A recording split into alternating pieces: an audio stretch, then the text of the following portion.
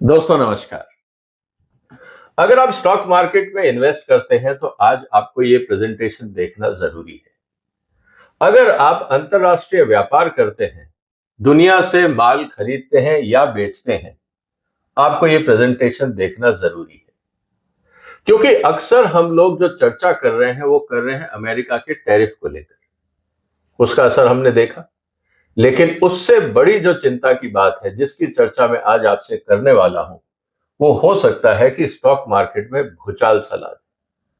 शायद इसीलिए भारत सरकार ने एंटीसिपेट करके जीएसटी कम किया है, ताकि जो उथल पुथल होने की संभावना है उसको रोका जा सके। इसलिए दोस्तों इस वीडियो को अंत तक देखिएगा, आपस में शेयर करिएगा, चर्चा करिएगा कि किस तरह से हम भारत की आर्थिक स्थिति को मजबूत कर सकते हैं और उसमें हमारा क्या योगदान हो सकता है।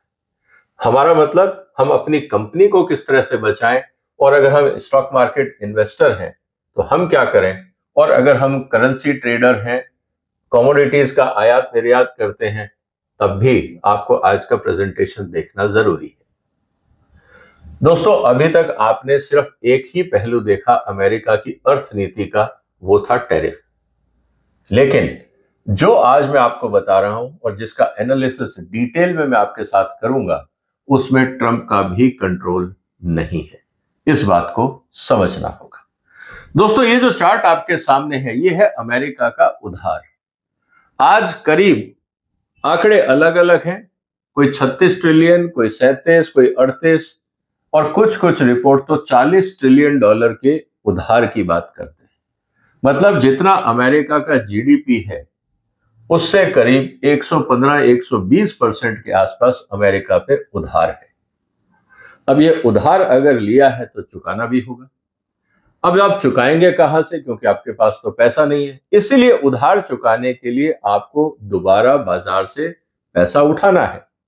और जब आप पहले ही उधार नहीं चुका पा रहे और जो ब्याज आप पे लगा हुआ है, तो कोई आप पे क्यों पैसा देगा।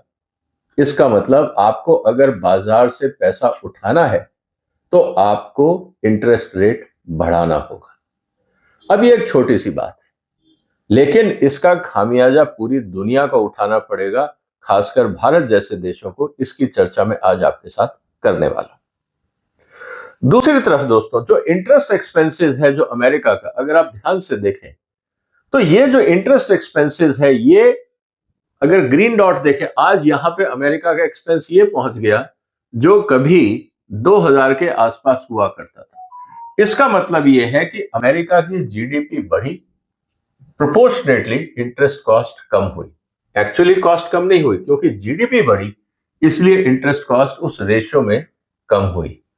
लेकिन अब जो हम देख रहे हैं कि जिस रफ्तार से पिछले 3-4 सालों में, खासकर कोविड के बाद से, जिस तरह से अमेरिका में स्लो डाउन आया है और खर्चे उतने के उतने हैं या उससे ज्यादा हुए हैं, इसका मतलब यह है कि अमेरिका का उधार बढ़ा है और उधार के साथ साथ ब्याज बढ़ा है।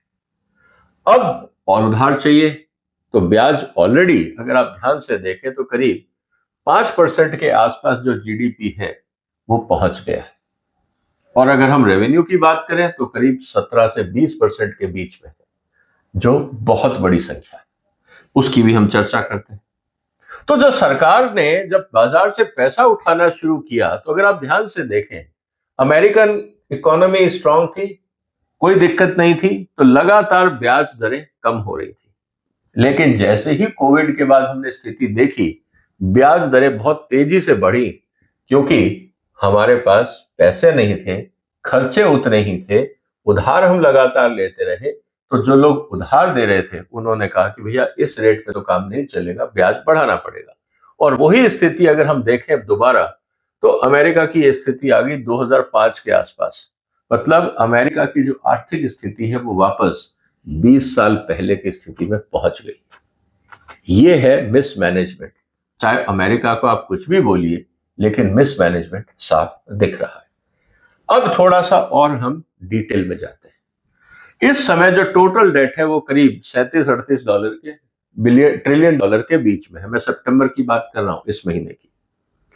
और जो पब्लिक के पास डेट है वो करीब है 30 ट्रिलियन। इसका मतलब $7 ट्रिलियन के आसपास ऐसा है जो सरकार के पास है। अब सरकार को ये लोन चुकाना है। अब जब ये लोन चुकाना है तो क्या होगा? पैसे तो है नहीं। इसका मतलब ये है कि सरकार जो इस समय उधार ले रही है उस पे सरकार को ब्याज जो देना पड़ रहा है वो है $1 ट्रिलियन से ज्यादा। $1 ट्रिलियन से ज्यादा सिर्फ ब्याज है, जो 17% है फेडरल स्पेंडिंग। मतलब जो सरकार रेवेन्यू जनरेट करती है उसका 17% सिर्फ ब्याज में दिया जा रहा है। यह काफी चिंताजनक स्थिति है। इसीलिए अमेरिका का देश बहुत ज्यादा चिंताजनक स्थिति में है। अगर हम अब देखें तो ये जो हम बात कर रहे हैं कि जो डेट मैच्योर हो रहा है आने वाले दिनों में, सितंबर, अक्टूबर, नवंबर, दिसंबर, ये एक आंकड़ा है। इसमें करीब $4.7 ट्रिलियन का डेट मैच्योर हो रहा है।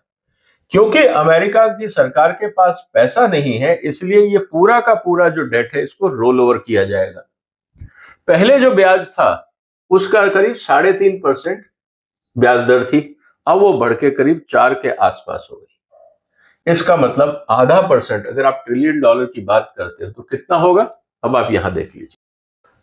तो स्थिति यह है दोस्तों, अगर हम देखें तो अगर टोटल इंटरेस्ट कॉस्ट देखें तो वो करीब बनता है $176 बिलियन के आसपास। अब जो भी कंपनियां या संस्थाएं अमेरिका को लोन देंगी उनमें उनको $176 बिलियन का ब्याज मिलेगा। ये क्या छोटी अमाउंट है? कौन नहीं चाहेगा इस ब्याज की हिस्सेदारी लेना?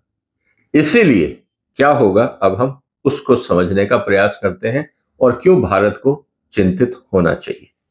जब आप डेट रोल ओवर की बात करते हो तो उसमें 3 चीजें इंपॉर्टेंट है। एक तो यह है कि ब्याज दर।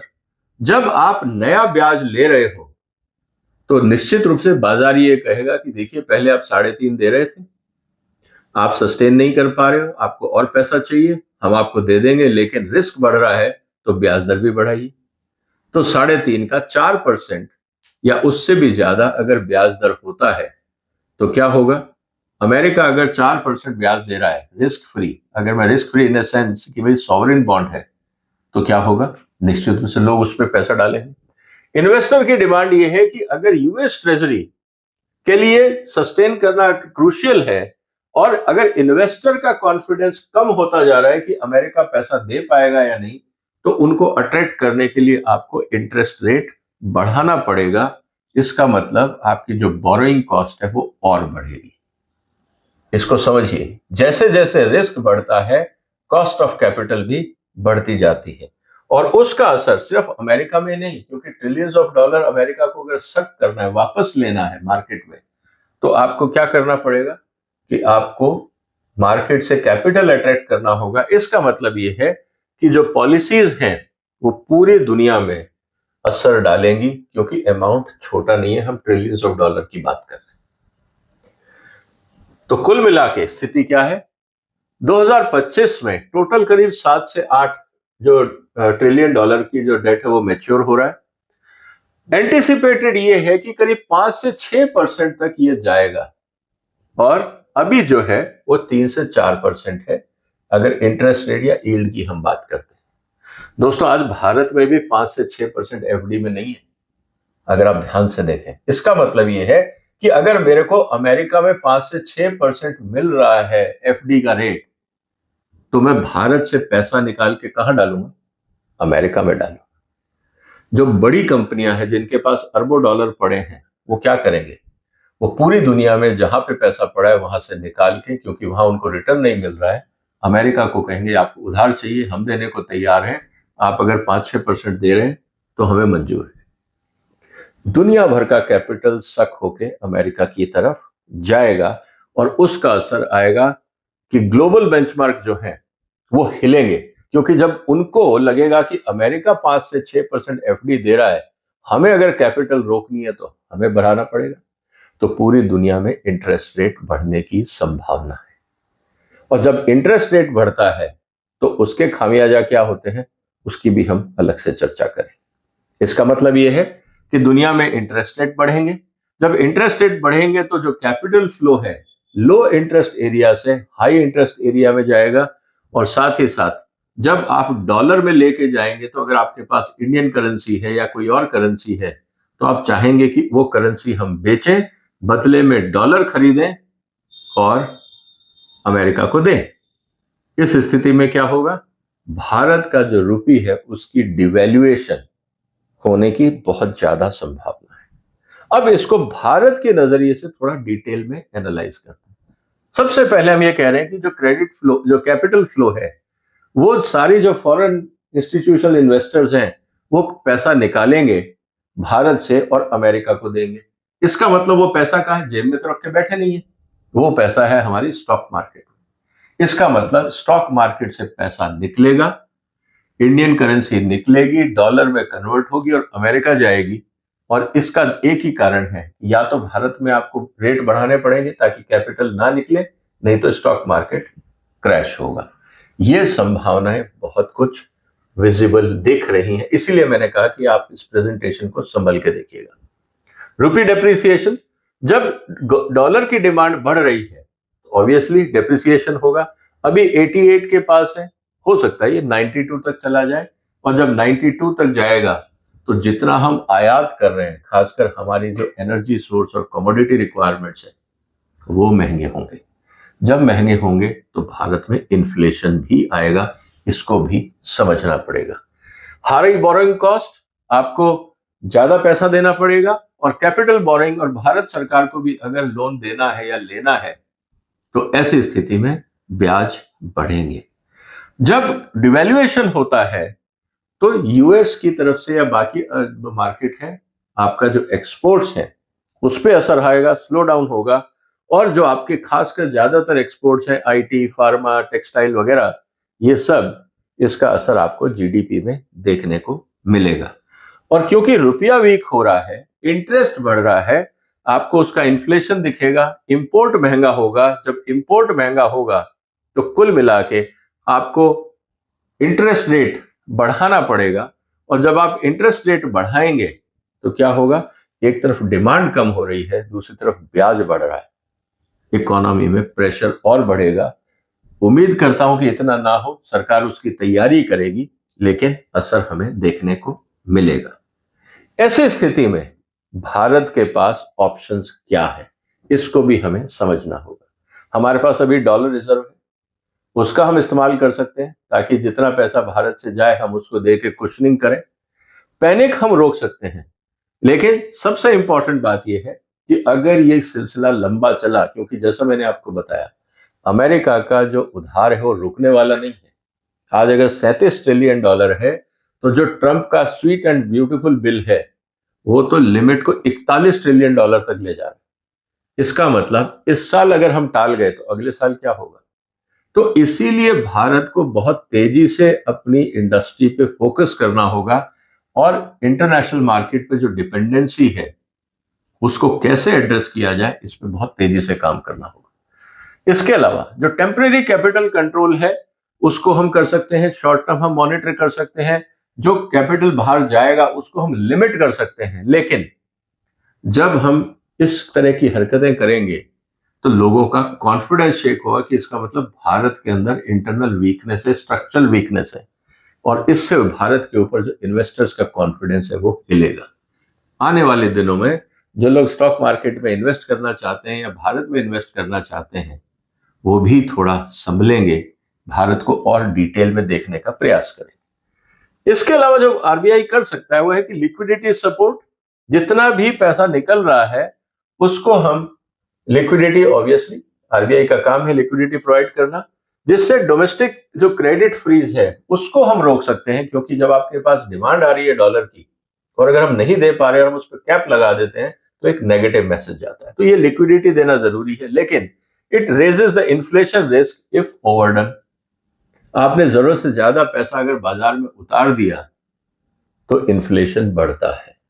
यही हुआ था कोविड के बाद। जिन देशों ने फ्री पैसा बांटा था उन देशों की आर्थिक स्थिति खराब हो गई थी, क्योंकि इन्फ्लेशन बहुत बढ़ गया था। और उसके बाद आप करेंगे इंटरेस्ट रेट एडजस्टमेंट, क्योंकि अल्टीमेटली पैसे का खेल इंटरेस्ट से है, और बेंचमार्क रेट जो आपके हैं वो आपको चेंज करने पड़ेंगे। इससे क्या होगा, जो कैपिटल आउटफ्लो है उसका प्रेशर आप थोड़ा सा रिड्यूस कर पाएंगे, लेकिन जो डोमेस्टिक ग्रोथ है वो कम होगी और इंक्रीज डेट सर्विसिंग कॉस्ट, क्योंकि जब ब्याज बढ़ाओगे आप ताकि पैसा आपका रुके भारत में, तो जब आप पैसा रुकाएंगे तो निश्चित रूप से जब ब्याज बढ़ाएंगे तो मैं अमेरिका ले जाने की जगह, अगर मान लीजिए अमेरिका 6% दे रहा है और मैं 8 दे रहा हूं या 10 दे रहा हूं, मैं पैसा बाहर नहीं ले जाऊंगा, लेकिन ओवरऑल उसका जो डेट कॉस्ट है वो बढ़ेगा और ओवरऑल जो इकोनॉमिक ग्रोथ है उस पर भी असर पड़ेगा।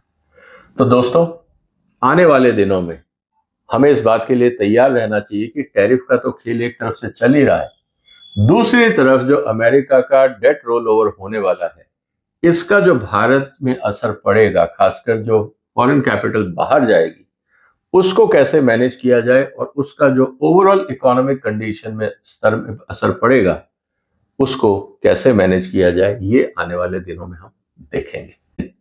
सवाल अब इस बात का है कि आने वाले दिनों में अमेरिका का डेट रुक नहीं रहा है, इसको ध्यान में रखते हुए प्लान जरूर करिएगा। उम्मीद है आपको ये चर्चा पसंद आई होगी, और जैसा भी हो आप अपनी कैपिटल प्लानिंग के लिए, अपनी इन्वेस्टमेंट प्लानिंग के लिए अंतर्राष्ट्रीय डेवलपमेंट्स पे नजर बनाए रखिए। इस चैनल में हम आपसे ये डिटेल चर्चाएं करेंगे विद फैक्ट्स, और इसीलिए निवेदन है कि आप इस चैनल को सपोर्ट करें, सब्सक्राइब करें और शेयर भी करें, ताकि इस महत्वपूर्ण मुद्दे पे चर्चा पूरे देश में अच्छे ढंग से हो सके। आपने वक्त निकाला, आपका धन्यवाद। फिलहाल वंदे मातरम।